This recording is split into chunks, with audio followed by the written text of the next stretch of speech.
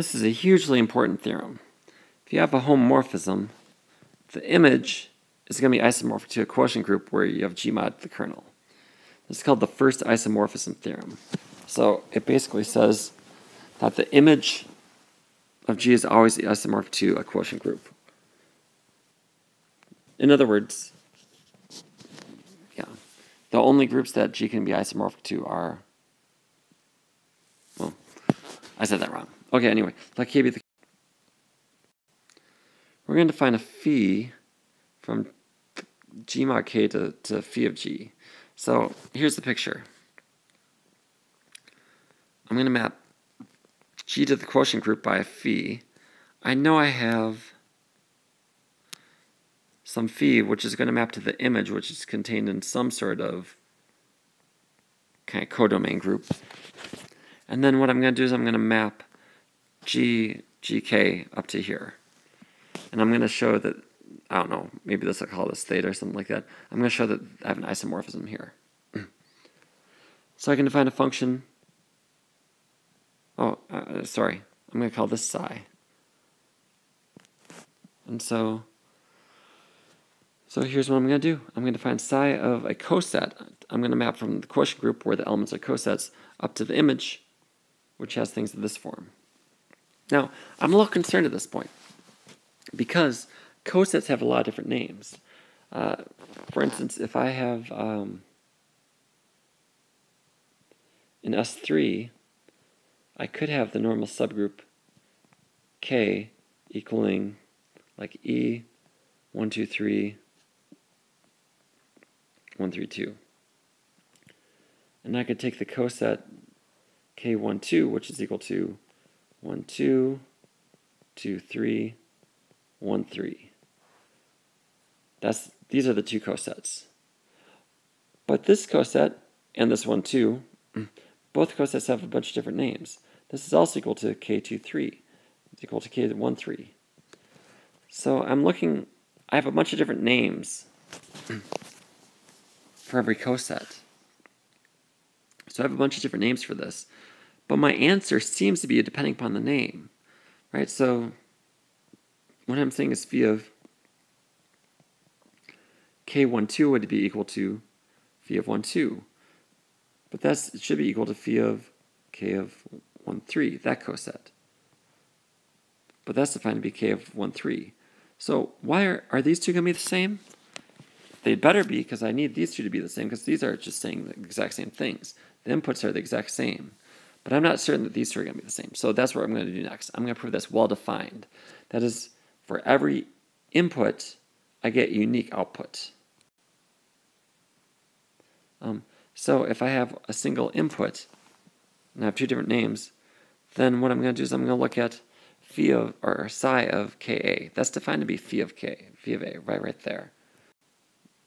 And similarly, psi of Kb is equal to that. Now I need to show that phi of A is equal to phi of B. I know that since these are equal, I can vice versa. B is equal to Ka for some Ka. Because certainly B equals EB belongs to Kb, but that also equals Ka by assumption. So I should be able to write B as Ka for some A, lowercase Ka. That's what I'm saying right there. So phi of B is equal to phi of Ka, so I can split it up. What do I know about K? K is the kernel. So little k here maps the. So that means that phi is well defined, because if I use any one input, I get phi of A. If I use another input, I get phi of B. But phi of B is the same as phi of A. So these two are going to be the same as well. Is it an isomorphism, though? Well, that remains to be seen. But let's suppose we have two outputs being the same. I'm going to show that Ka has to equal Kb. And therefore, it'll be 1 to 1. Let's see what happens. By definition, I'm using this definition right here. So we have to have this implies that using this. Does that mean I can multiply both sides by, if I get this, I can multiply both sides by phi of B inverse. And that gives me phi of A, phi of B inverse equals the identity of H. Oh, but I know that phi of B inverse is equal to phi of B inverse. That's a theorem we proved before. We have a homomorphism, so I can write it like this. And that's exactly what I have there. But this means that AB inverse is in the kernel. It tells me that K is equal to AB inverse coset, and KB has to equal KA. In other words, if this is true, that's true, and so on. Great. Well, yeah, element in the image, call it phi of G, yeah. So this coset, KG, maps to phi of G. So it's done. Finally, I'm going to show it's an isomorphism. I'm going to pick any two elements in the quotient group. Then what happens when I multiply them together? By D, or psi of KAB.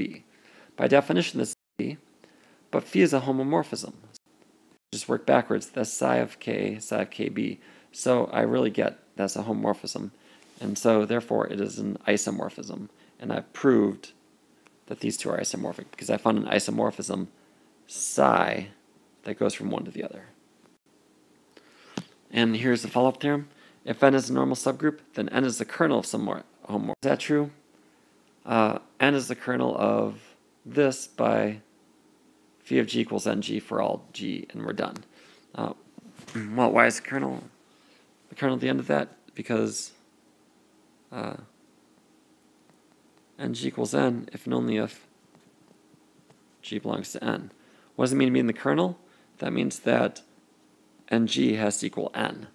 So the only things that be in the kernel are things that are in the kernel anyway. So every normal subgroup is a kernel. We'll see later, or maybe you already saw, that every kernel is going to be normal. So what we are going to learn soon, or you already learned, is that normal subgroups are exactly the same as kernels.